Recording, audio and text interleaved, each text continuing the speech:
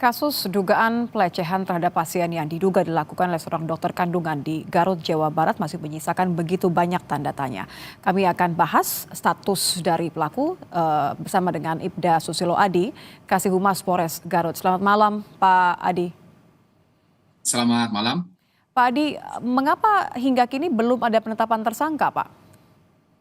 Untuk saat ini diduga pelaku sudah ditetapkan sebagai tersangka.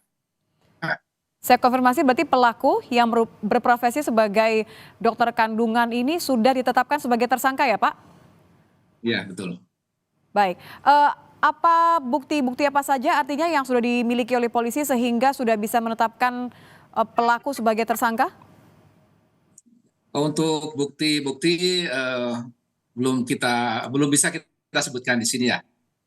Yang jelas setelah tadi ada dari Majelis Disiplin Profesi bersama dengan Satreskrim Polres Garut melakukan pemeriksaan. Dari hasil tersebut sudah dapat kita simpulkan untuk oknum dokter ini sudah ditetapkan sebagai tersangka.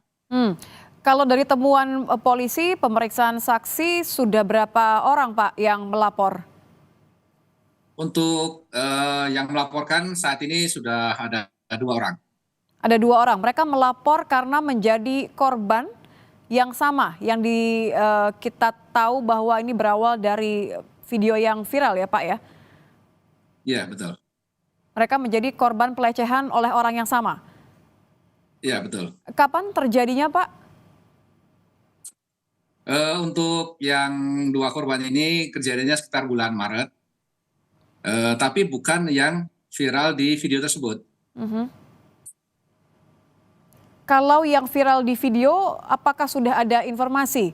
Apakah orang ini sudah melapor kepada polisi? Untuk yang viral sampai saat ini belum melaporkan dan kita juga masih melakukan pencarian terhadap identitas dari korban tersebut.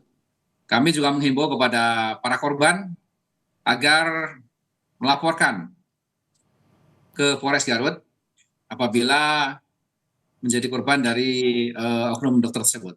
Berarti kan dengan 2 orang yang sudah melapor dan dengan 1 orang yang menjadi korban dari rekaman video, ada 3 korban ya Pak ya. Tapi kalau dari hasil penyelidikan, ada berapa sebenarnya korban? Adakah dugaan bahwa kemungkinan korban ini lebih dari 3?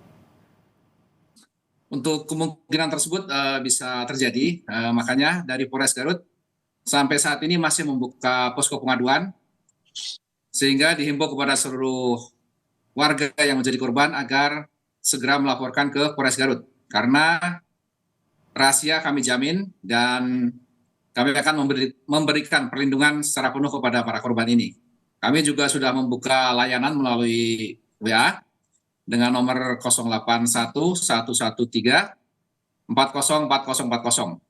Boleh Korban diulang Pak bisa nomor? juga menghubungi nomor 081 113 404040. Baik. Korban bisa juga menghubungi ke nomor tersebut dan petugas dari Polres Garut akan menjemput atau mendatangi ke rumah korban. Karena korban sudah ditetapkan menjadi tersangka, sejauh ini dari hasil penyelidikan polisi, apa yang menjadi motif hal yang dilakukan oleh pelaku? Motif pelaku sampai saat ini karena nafsu saja. Mohon maaf? Ya, motifnya yaitu untuk hasil pemeriksaan sementara tentang nafsu saja, nafsu. Karena memiliki hasrat ya Pak ya? Ya, Baik. hasrat kepada lawan jenis gitu. Apakah sudah dilakukan pemeriksaan psikologis? Untuk psikologis sudah disiapkan. Sementara masih dilakukan pemeriksaan kepada diduga pelaku ini bersama dengan tadi Kementerian Kesehatan atau Majelis Disiplin Profesi. Dari siang sampai malam tadi baru selesai. Kalau keterangan yang kami dapatkan kan sebelum ditangkap, bahkan 3 hari sebelum ditangkap kan masih praktek ya Pak ya. pelaku ini. Bagaimana dengan statusnya sebagai atau izinnya sebagai seorang dokter kandungan? Apakah sudah ada informasi terbaru mengingat tadi majelis profesi juga sudah hadir? Untuk tidak praktek ini sebenarnya sudah 3 bulan. Jadi pelaku ini sudah tiga bulan tidak melakukan praktek di wilayah Garut. Karena yang bersangkutan juga domisilinya adalah di Bandung dan Jakarta. Oh, maaf Pak, kalau 3 bulan sudah tidak praktek, tapi tadi salah satu korban yang melapor dia menjadi korban di bulan Maret. Maaf ya itu tiga hari.